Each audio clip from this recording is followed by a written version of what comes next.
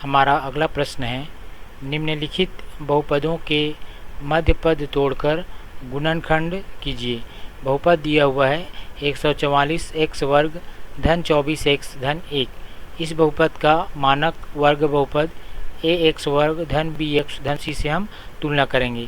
तो यहाँ पर आप देख पा रहे हैं x वर्ग का गुणांक a है और यहाँ पर x वर्ग का गुणांक 144 है।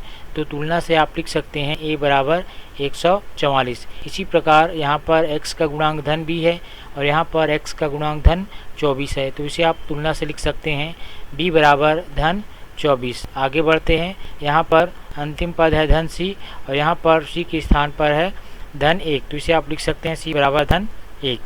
अब हम a और c प्रथम पद और अंतिम पद का गुणा करेंगे रफ कार्य में। तो यहाँ पर a और c का गुणनफल हमें प्राप्त होता है 144 × 1 बराबर 144। अब हम 144 के संभावित गुणनखंड लिखेंगे यहाँ पर। तो 144 के संभावित गुणनखंड यहाँ पर आप देख पा रहे हैं, 1 × 144, 2 × 72, 3 × 48, 4 × 36, 6 × 24 और 12 × 12। इतने प्रकार से हमें 144 प्राप्त होते हैं। लेकिन हमें ऐसी संख्याओं का चयन करना है जिनका योग या अंतर करने पर हमें धन 24 प्राप्त हो। तो निश्चित रूप से आप देख पा रहे हैं इन संख्याओं में 12 और 12 ऐसी दो संख्याएं हैं जिनका योग करने पर हमें धन 24 प्राप्त होता है। तो दिए गए बहुपद के मध्य पद धन 24x को दो भागों में तोड़ने के लिए हम इन्हीं संख्याओं का उपयोग करेंगे। तो आइए देखते हैं, हमारा प्रश्न दिया हुआ था 144 x वर्ग धन 24 x धन 1, जिसका मध्य पद धन 24 x को हम इस प्रकार से दो भागों में तोड़ सकते हैं, धन 12 x धन 12 x। दोनों को जोड़ने पर हमें परिणाम प्राप्त होता है धन 24 x। तो इस प्रकार दिए गए बहुपद के मध्य पद को आप दो भागों में तोड़ सकते हैं। अब आइए इसे आगे हल करें। यहाँ पर इसके प्रथम दो पद आपको दिखाई दे रहे हैं, 144 x वर्ग धन 12 x। दोनों ही पदों में हमें x दिखाई दे रहे हैं और दोनों जगह 12 विद्यमान है। यहाँ पर 144 है जो दो संख्याओं 12 और 12 के गुणनफल से प्राप्त होगा, अर्थात यहाँ पर 12 × 12 है और यहाँ पर 12 है।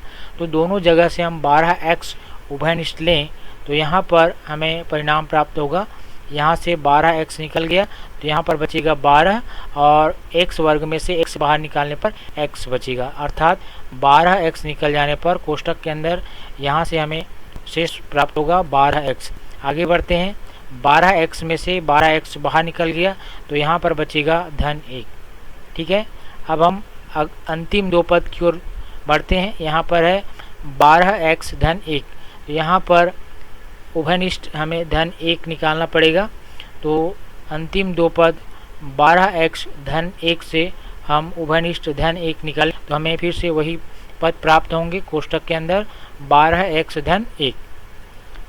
अब आप यहाँ पर आप देख पा रहे हैं हमें पुनः दो पद प्राप्त हो गए, 12x कोष्ठक में 12x धन 1, ये हमारा पहला पद हो गया और ये हमारा दूसरा पद होगा धन 1 कोष्ठक में 12x धन 1, ये हमारा दूसरा पद है।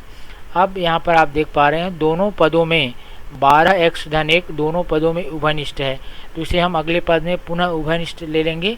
तो 12x धन 1 को हम उभयनिष्ठ लेंगे तो यहाँ पर बचता है 12x, इसे हम यहाँ पर लिखेंगे कोष्ठक में, और यहाँ से 12x धन 1 उभयनिष्ठ लेने पर यहाँ पर बचेगा धन 1। तो इस प्रकार हमें जो गुणनखंड प्राप्त हो रहा है वह दिए गए बहुपद 144 x वर्ग धन 24 x धन 1 का अभिष्ट गुणनखंड है। तो इस प्रकार हम इस सवाल को हल कर सकते हैं।